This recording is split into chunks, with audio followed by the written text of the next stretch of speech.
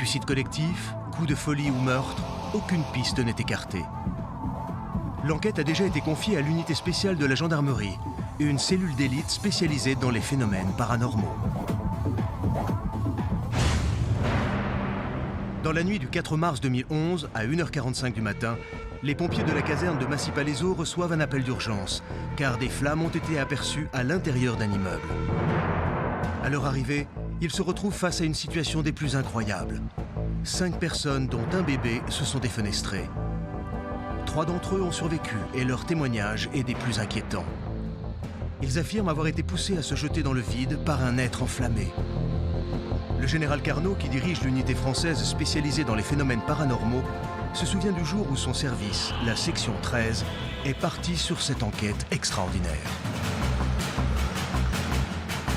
Je me souviens d'un appel du préfet à 5h du matin.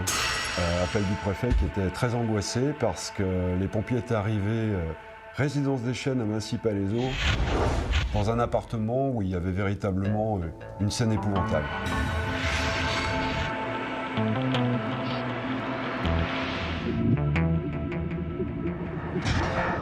À notre arrivée, on constate que par précaution, les pompiers ont coupé l'électricité, ce qui ne nous facilite pas les investigations.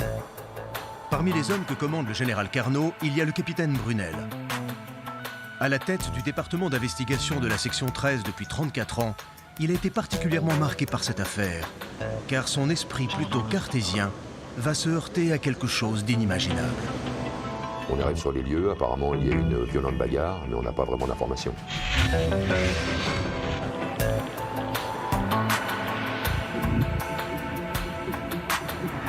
En arrivant sur place, les enquêteurs de la section 13 ont du mal à comprendre ce qui a pu se passer dans cet immeuble.